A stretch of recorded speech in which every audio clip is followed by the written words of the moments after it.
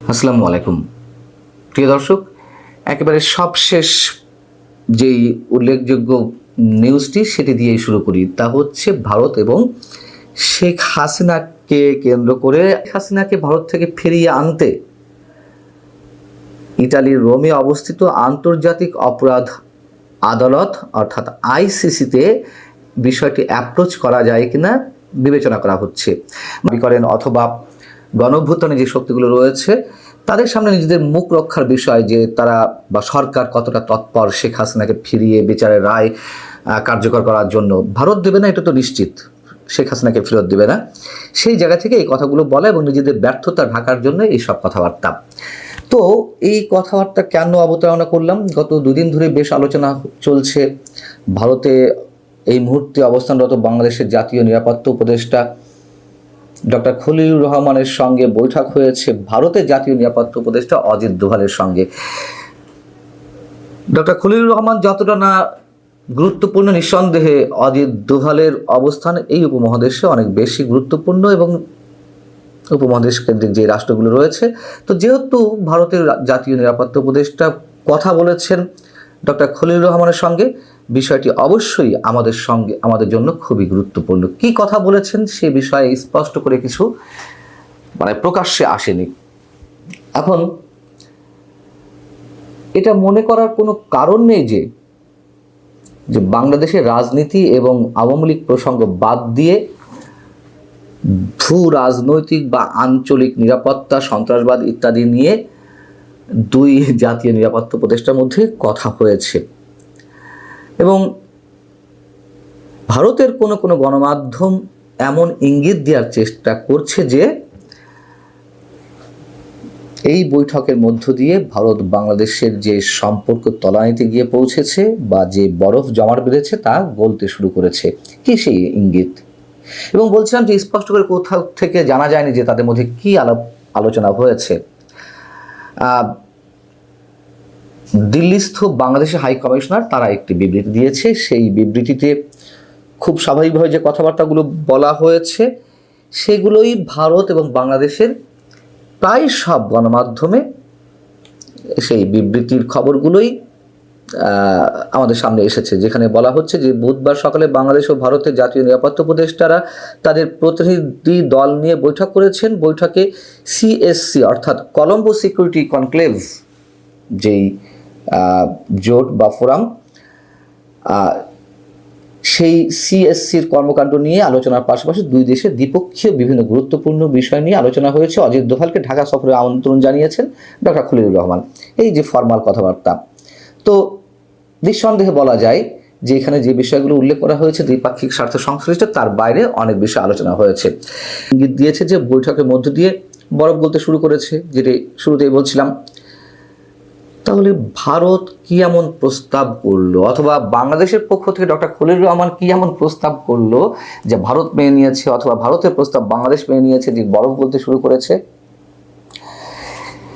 আমরা যেটুকু জানতে পেরেছি অথবা ধারণা করা যেতে পারে, তার মধ্যে যে বিষয়গুলো আলোচনা হয়েছে তার মধ্যে রয়েছে বাংলাদেশে আগামী জাতীয় সংসদ নির্বাচনে আওয়ামী লীগকে অংশগ্রহণের সুযোগ তৈরি করে দেওয়া, এবং এতে যে অজিত দোভালের পক্ষ থেকে প্রস্তাবটি ডক্টর খলিলুর রহমানের কাছে উত্থাপন করা হয়েছে সে বিষয়ে একটি ইঙ্গিত আরও স্পষ্টভাবে পাওয়া যায়। শেখ হাসিনার মৃত্যুদণ্ডের রায় ঘোষণার পরপরই দেশটির পররাষ্ট্র মন্ত্রণালয় যে বিবৃতি দিয়েছে সেই বিবৃতির একটি অংশে কথাগুলো ছিল এরকম: একটি ঘনিষ্ঠ প্রতিবেশী হিসেবে ভারত বাংলাদেশের জনগণের সর্বোত্তম স্বার্থে প্রতিশ্রুতিবদ্ধ, যার মধ্যে শান্তি, গণতন্ত্র, অন্তর্ভুক্তি এবং স্থিতিশীলতা অন্তর্ভুক্ত। এই উদ্দেশ্যে আমরা সবসময় সকল পক্ষের সঙ্গে গঠনমূলকভাবে সম্পৃক্ত থাকব। মানে এখানে অংশগ্রহণমূলক শব্দটা এখানে আনা হয়েছে। এখন আর কি আলোচনা হতে পারে তার আগে একটু বলে রাখি যে শেখ হাসিনাকে যে ভারত ফেরত পাঠাবে না তা তো মোটামুটি নিশ্চিত, এবং সেই জায়গা থেকে আইন উপদেষ্টা যে মোটামুটি আইওয়াশ করার মতন একটি সংবাদ সম্মেলন করেছেন, সেই জায়গায় শেখ হাসিনা যে প্রসঙ্গে এনেছেন সেটাই উল্লেখ করেছি। সেই বিষয়টি নিশ্চয়ই অজিত দোভাল জানিয়ে দিয়েছেন ডক্টর খলিলুর রহমানকে যে হাসিনাকে ফেরত দেওয়া হচ্ছে না। এবং পাকিস্তানের সঙ্গে বাংলাদেশের যে অতিমাত্রায় সখ্যতার সৃষ্টি হয়েছে, পাকিস্তানের গোয়েন্দা সংস্থা থেকে শুরু করে সেখানকার সরকারের বিভিন্ন পর্যায়ের উচ্চপদস্থ কর্মকর্তাদের যে আনাগোনা ঘন ঘন, তো এই সফর তো লেগেই আছে বাংলাদেশে, সেটি তো ভারতের খুব ভালোভাবে নেওয়ার কথা নয়। এবং যত জানা গেছে সেই বিষয়টিও অজিত দোভাল অ্যাড্রেস করেছেন। এবং একই সঙ্গে ভারতের প্রতিরক্ষা মন্ত্রী রাজনাথ সিং গত কয়েকদিন আগে তার একটি বক্তব্যে আমাদের প্রধান উপদেষ্টাকে উদ্দেশ্য করে যে ভাষায় কথা বলেছেন, যে শব্দ চয়ন করেছেন, আমরা তাতে আপত্তি জানাতে পারি, তবে বলেছেন তো যে ভারত সম্পর্কে কোনো মন্তব্য করতে হলে বুঝে শুনে যে কোনো মন্তব্য করা উচিত। সেই বক্তব্যই আবার তুলে ধরা হয়েছে।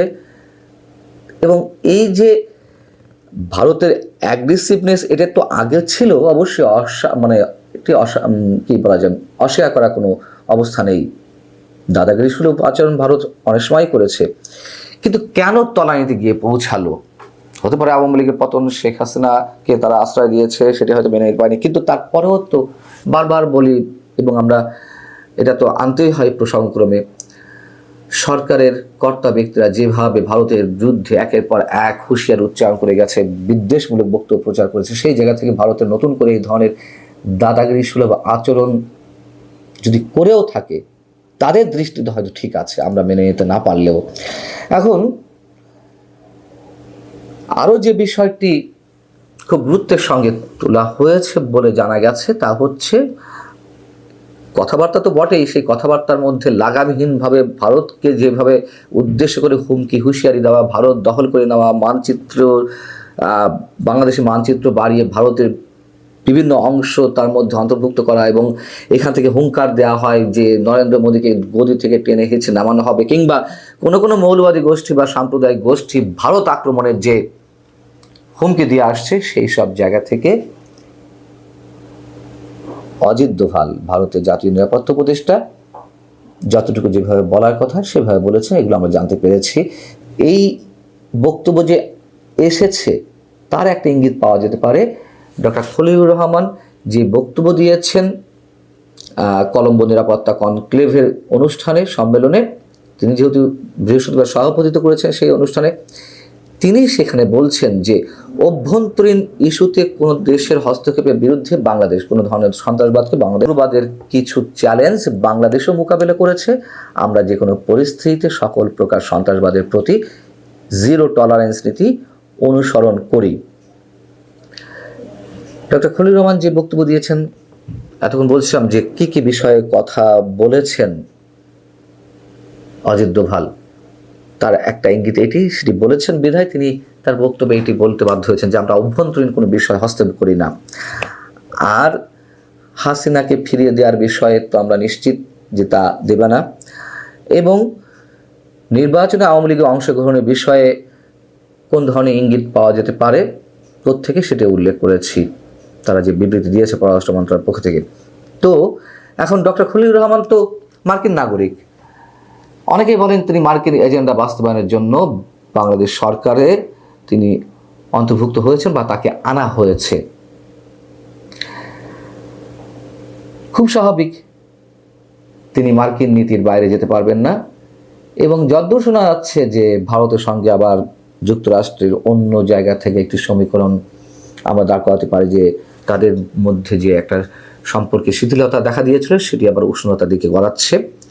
তারপরেও যুক্তরাষ্ট্র তার নীতি বাস্তবায়ন করবেই, এটুকু আমি সবসময় বলে থাকি।